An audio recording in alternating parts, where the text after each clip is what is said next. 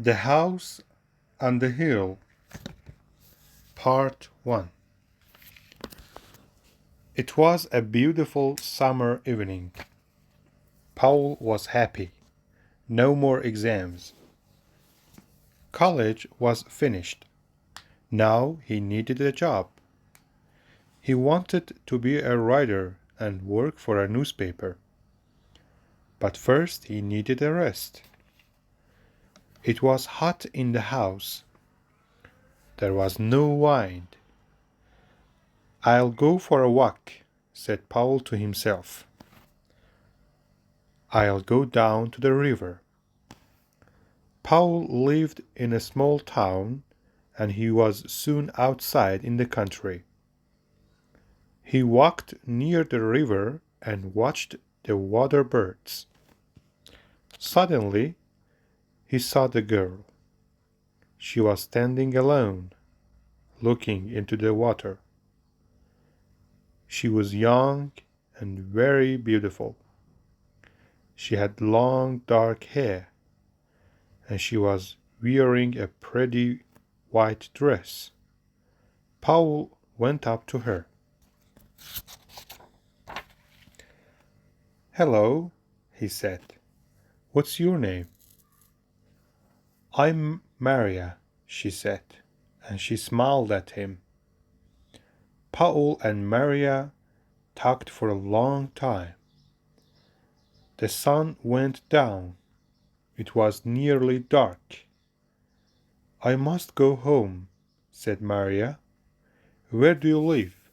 asked Paul. "In the big white house on the hill," said Maria. "Where do you live?" "In the little brown house near the market," said Paul. They laughed, but Paul was sad. The house on the hill was big and important. Maria was rich and he was poor, and Paul was in love. After that, Paul and Maria often met near the river. Maria always wore beautiful clothes. She always looked lovely. Paul thought about Maria all day and every day. One evening, Paul said, "Listen, Maria, I've written a poem about you." He took a piece of paper from his pocket and read the poem. "I met her in the evening by the riverside. Her dress was creamy white and her hair with ribbon tied. She turned and smiled at me, and I asked her for her name.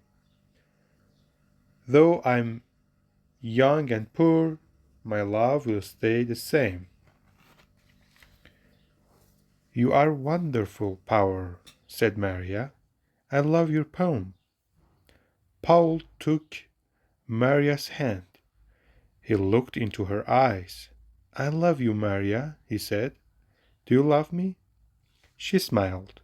"Yes, of course I love you," she said. She stood up. "I must go home now." Paul was very happy. "She loves me. Maria loves me," he thought. Paul went home. The little brown house was small and poor, but it was always clean and tidy. Paul lived alone with his mother. His father was dead. That evening, his mother watched him. "What happened, Paul?" she asked. "Why are you so happy?" "It's nothing, mother," said Paul. His mother smiled. "He's in love," she thought. The next day, Paul and Maria met again by the river.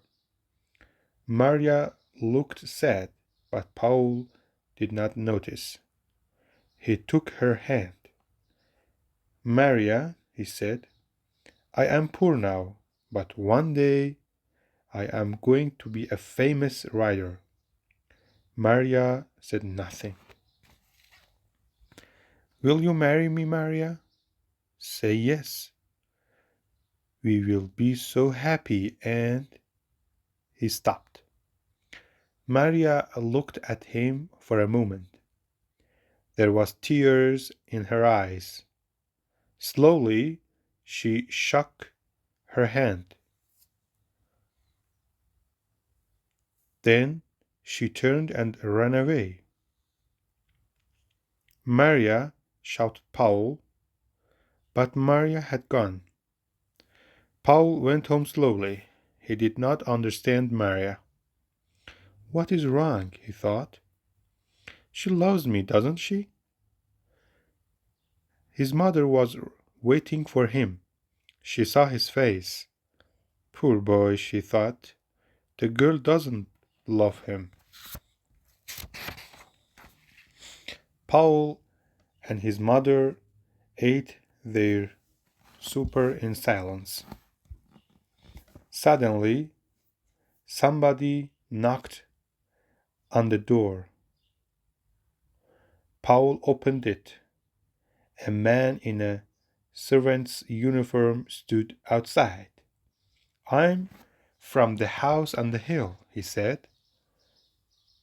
My mistress wants to see Paul. That's me, said Paul. Can you come with me now? Said the servant. Yes, said Paul. He was excited. Perhaps Maria has changed her mind, he thought. Perhaps she does want to marry me. Paul's mother stood at the door of the house. She watched Paul and the servant. The house on the hill, she said to herself. I know those people, a rich old man and her beautiful daughter, my poor son. It was not far to the house on the hill. The servant took Paul up the wide steps and into the house. Paul was excited and his heart was beating fast. Everything was rich and grand. There were beautiful carpets, pictures, and mirrors. Paul saw himself in a mirror. He looked terrible. This place was so rich, and he looked so poor. The servant opened the door. Paul went inside. An old lady was sitting in a big chair. Maria stood behind her. The old woman was ugly. Her eyes were small and cold, and her mouth was thin and hard. Her old hands were covered with big rings. She looked proud and angry. Paul looked at the old woman, then at Maria. What an ugly old woman, he thought. Is she Maria's mother? So you want to marry my daughter, the old woman said. Her voice was hard. Paul looked at her bravely. Yes, he said. I love Maria and I want to marry her. The old woman laughed. You? A poor student? No money, no father, nothing. My daughter will never marry you.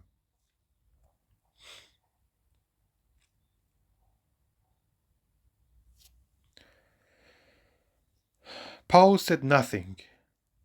He looked at Maria. She did not look at him. I am poor now, he said, but one day I'll be a famous writer. The old woman laughed again. No, she said. My daughter is not for you. She is going to be married soon.